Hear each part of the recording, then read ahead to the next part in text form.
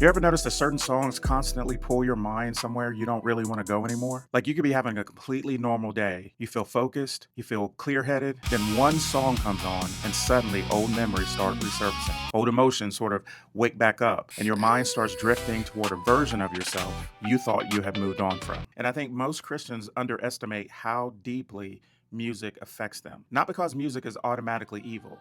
Listen, I absolutely love and have a great appreciation for the artistry of music. So, no, I am not saying that music affects you because it's automatically evil, but because music has a way of attaching itself to moments in your life. Certain songs become connected to certain seasons, certain mindsets, certain relationships, and eventually they start carrying emotional weight with them. So, what happens when you're trying to grow spiritually while constantly feeding your mind with sounds that pull you backward emotionally? Let's talk about it.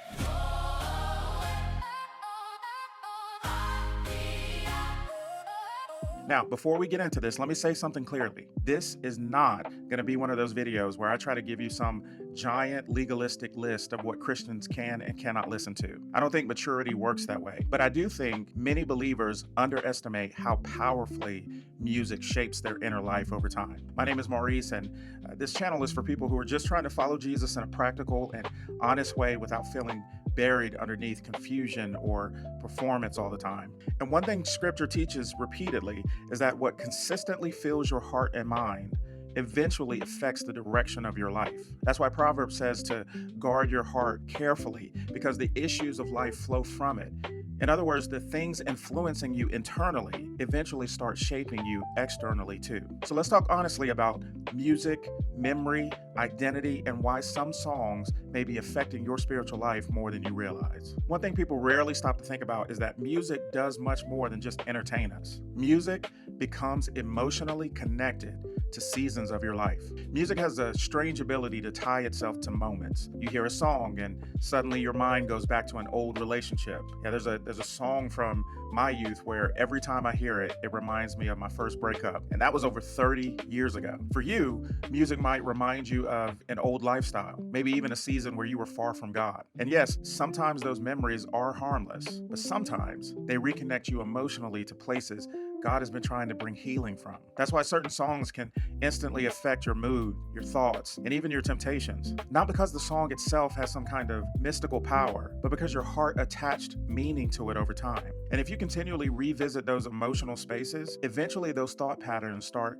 becoming familiar again. That's part of why Ephesians 4 talks about putting off the old self and being renewed in the spirit of your mind. Spiritual growth involves learning how to stop living emotionally tied to who you used to be. And again, this is not about becoming paranoid over every song. It's about becoming aware of what repeatedly shapes your inner world. Now, there's another layer to this that I think people miss completely. Music doesn't just remind us of things, it can slowly normalize things too. What consistently fills your mind eventually shapes what feels normal to you. Listen, there is no escaping that the human heart adapts to repetition. That's true spiritually, that's true emotionally, and it's true mentally. If certain messages that you hear from songs, or any source for that matter, constantly surround you, at some point, those messages stop feeling strange and they start to feel normal. And sometimes the issue isn't even the style of music itself. Sometimes it's the worldview underneath the lyrics. If every song constantly glorifies lust, revenge, pride, things like emotional chaos or self-destruction, I mean, think about it. That affects you more than you think it does. Scripture warns about this kind of influence more often than people realize. Psalm 101 talks about refusing to place worthless things before your eyes. Philippians 4 tells believers to intentionally dwell on things that are honorable, pure, and worthy of praise. Listen to me carefully. That doesn't mean Christians can only listen to soft worship music all day, but it does mean that followers of Jesus should stop pretending that repeated messages have no spiritual effect on their hearts. Jesus said that out of the abundance of the heart, the mouth speaks. In other words, whatever repeatedly fills your inner life eventually starts showing up externally. And many people are trying to pursue spiritual renewal while they're constantly feeding their minds messages that pull them in the opposite direction. Look, if this video has been helping you to think through some things, make sure to hit the like button and subscribe to the channel. And I'm actually curious about this. Have you ever had a song instantly pull your emotions or your thoughts somewhere that you didn't want them to go anymore? If so, leave a comment and tell me about it. I think more people wrestle with this than they care to admit.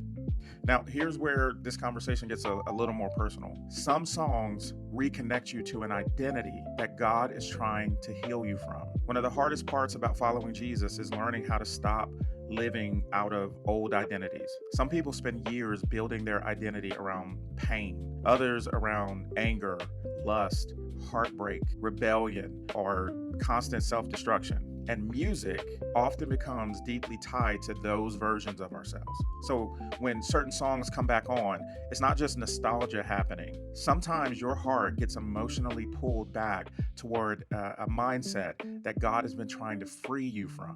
That's why 2 Corinthians 5 says that if anyone is in Christ, he is a new creation. The old has passed away and the new has come. Spiritual growth involves learning how to stop anchoring yourself emotionally to who you used to be. And some believers are sincerely trying to move forward spiritually while constantly surrounding themselves with reminders of the life that God already delivered them from. That creates tension. Again, this is not about legalism, it's about wisdom.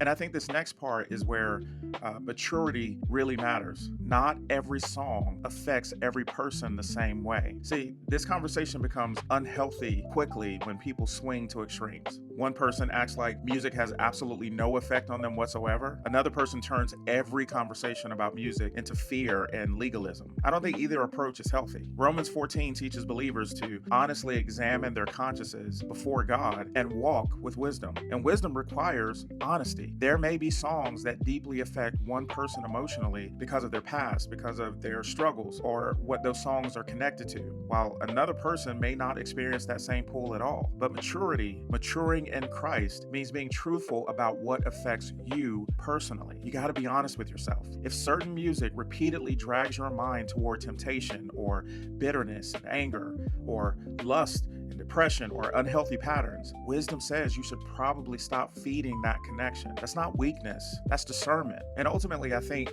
this whole conversation comes down to one important question. Is your daily soundtrack helping your spiritual life, or is it quietly working against it? That's really the issue. Not legalistic rule keeping, not pretending Christians can only enjoy one kind of music, but honestly asking whether the things that are constantly filling your mind are helping you move toward Jesus or slowly pulling your attention somewhere else. Colossians 3 says to set your mind on things above, not simply on earthly things. Now, that doesn't mean ignoring life or pretending emotions are bad. It means that believers should care about what repeatedly shapes their thoughts and desires over time. And sometimes one of the most practical spiritual decisions a person can make is simply becoming honest about what consistently influences their heart. You're fighting for spiritual renewal while continuing to feed your mind with sounds that may still be tethered to old thought patterns and old emotional habits. And eventually you have to decide which direction you actually want your life moving toward. So no, I'm not telling you that every old song is sinful. I love some of these old songs, but I am saying Christians should stop underestimating the spiritual power of repetition and influence. Music shapes atmosphere, it shapes emotion, and over time it can quietly shape desire too. So maybe it's time to honestly look at the soundtrack constantly filling your life and ask yourself, is this helping me move toward the person God is making me, or is it quietly pulling me backward? And if there are things repeatedly connecting you to unhealthy patterns or old temptations or old identities, wisdom may mean letting some of those things go. Not because you're trying to earn God's love. You already have His love, but because you genuinely want your heart moving in the same direction as the Spirit of God.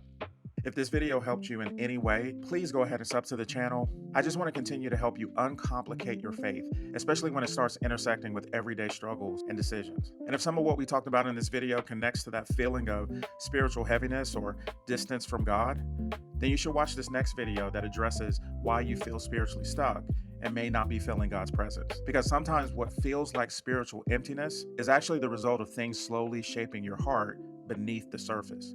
And most people don't even realize it's happening. Until next time.